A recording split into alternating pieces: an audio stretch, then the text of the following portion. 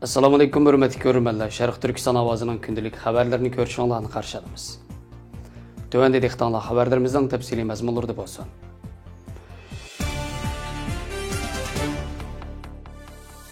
Xitoy hukumatı atalmış Şinjan Uyghur Abnumraylık Ma'rif nazoratining sobiq noziri Sattar Savut va Adliya nazoratining sobiq noziri Shirzat Pavdunni atalmış bilgunchilik jinoyati bilan ayblab 2 yil kechiktirib ijro qilinadigan o'lim jazosiga hukm qilgan. Xitoyning qonuni bo'yicha bunday jinoyatchilarning 2 yil ichida ifodasi yaxshi bo'lsa, jazosi yengillab, muddatsiz qamoqqa hukm qilinadiganligi ma'lum. Amerika agentlik to'rining 7 aprel bergan xabarda Xitoy hukumatı irqiy qirg'inchilik jinoyati bilan ayblangandan keyin bu ishki amaldorni qayta ko'tarib chiqib, ularni atalmış vatanni parchalashga uringanligi haqida iqror qildirib, butun jahonga sazoy qilish orqali Sharq Turkistondagi bostirish siyosatini aqlamoqchi bo'lgan. Xitoy taratqullarining tashviq qilishicha Sattar Savut atalmış milliy bilgunchilik eni paydo qiladigan darslik kitob tuzishga yetakchilik qilgan va bu kitoblar Uyg'urlarni atalmış 13 yil zaharlagan. Shirzat Pavdun bo'lsa Sharq Turkiston islom harakati bilan aloqa o'rnatib, yerlik diniy asabiy kuchlarga yordam bergan. Ularning har ikkisi o'z huquqidan foydalanib, ideya va harakatda milliy bo'lginchilik bilan shug'ullangan xatarlik unsurlar deyilgan. Kuzatuvchilarning qarashicha Xitoy hukumatı bu ikki Uyg'ur amaldorni bir qo'llab tarbiyalab yetishtirgan bo'lib, ularning Xitoy hukumatining siziqidan chiqmay turib, undaq ishlarni qila olishi mumkin emasligini, Xitoy kommunist hukumatining ehtiyoj bo'lganda har qanday kishidan foydalanadiganligini, ehtiyoj tugaganda ularni o'z manfaati uchun qurbonlik qiladiganligini bildirgan. Xitoy o'z jinoyatlarini inkor qilishga urinib, saqt tashviqotlarni to'xtamay bozorga selib, Uyg'urlar yurgizib kelayotgan qabih jinoyatlarni inkor qilish bilan avvar bo'layotgan Xitoy hukumatı chet el taratqullarining nazaridan qochib qutulmagan. Xabarlar to'g'ri bergan bir ma'lumot qaraganda Xitoyning Amerika va Avstraliya turishlik elchixonalari har turli axborot e'lon qilish yig'inlari ichib, Xitoyning Sharq Turkistondagi siyosatining yaxshi ekanligi, Uyg'urlarning tinch, xotirjam, baxtli yashayotganligi, G'arb taratqullarining siyosiy g'araz uchun Uyg'ur vaziyatini bormalab ko'rsatganligi haqida davron selishgan. Xitoy Tashqi ishlar ministrligi ko'p qatam axborot e'lon qilish yig'ini ichib, atalmış saxta Uyg'ur shohidlarni so'ziltib, Xitoy hukumatining jinoyatlarini inkor qilib kelgan. Xitoy hukumati buninglik bilan bo'ldi qilmay, chet eldagi elchixonalarni yolg'on tashviqot jiyinga chaqirgan. Analizchilarning qarashicha Xitoy o'zining iqtisodiy kuchi va ta'siri bilan boshqa davlatlarni qoyil qila olishiga ishongandek, bu tashviqot jiyinida g'alaba qilishiga ishonganligini. Ammo Xitoy ba'zi davlatlarni yolg'on tashviqotiga ishontira olsa-mu, haqiqatni ko'rib yetgan va kishilik huquqni ustun o'rin qo'ydigan g'arb davlatlarini ishontira olmaydiganligini bildirgan.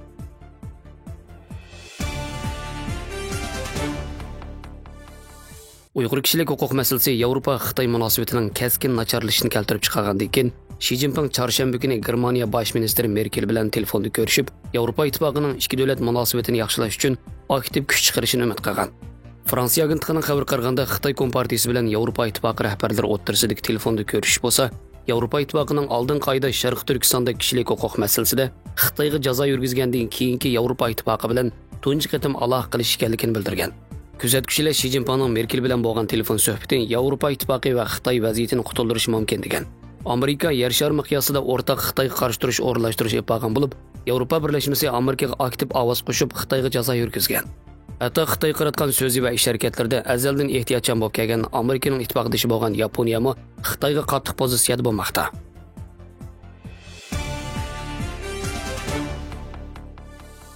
Masjid joylashgan Seaside Deniz Vali mahkamasi tomonidan e'lon qilingan bayonotda masjidning o'zgargan boshqarish hay'ati bilan epirilgan suhbatdan keyin o'qituvchi Samuel Patti o'ldirilgandan keyin taqalgan Panten masjidining 9 aprel juma kunidan e'tiboran qayta ichib etilganligi uqtirilgan.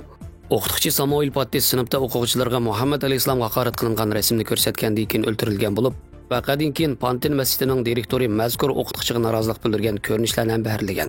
Buningga qarata Fransiya hukumatı Parijning shahar atrofidagi Seine-Saint Denis rayoniga joylashgan Panten masjidini 6 oy taqash qarori olgan.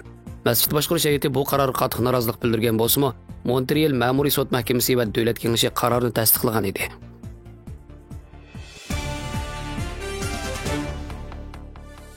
Bugungi davrda internet to'ri ushqandak taraqqiy qilib, kishilarning turmushidagi muhim tarkibga va insonlarning madaniyat tarqatishidagi muhim vositaga aylandi.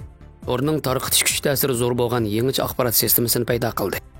U iqtisod, siyosiy, madaniyat, ijtimoiy sohalarga singib kirib, insonlarning aloqa shakli va tafakkur shaklini o'zgartdi.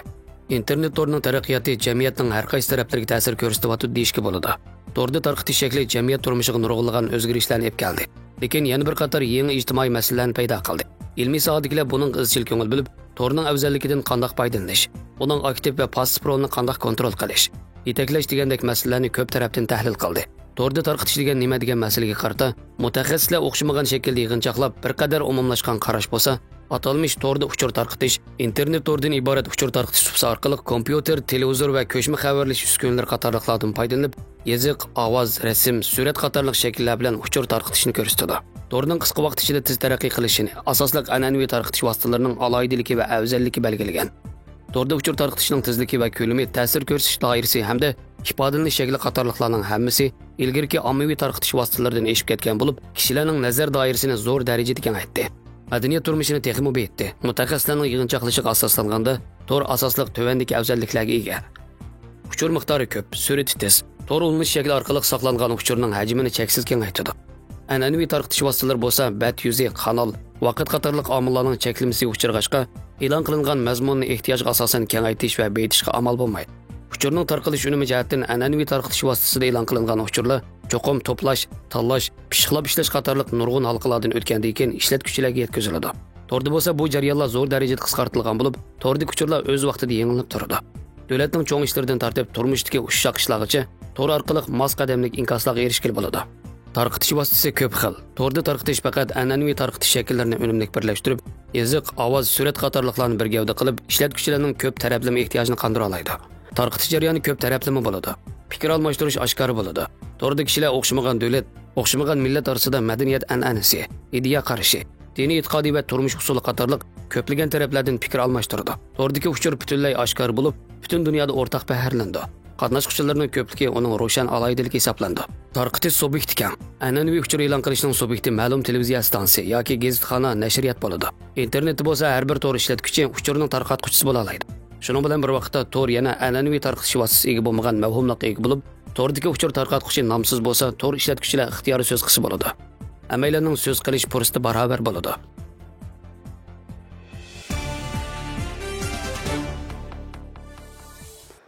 Xabarlarimizni ko'rganingizga rahmat. Ko'rishguncha omon bo'linglar. Xayr, xo'sh, Allohga omonat.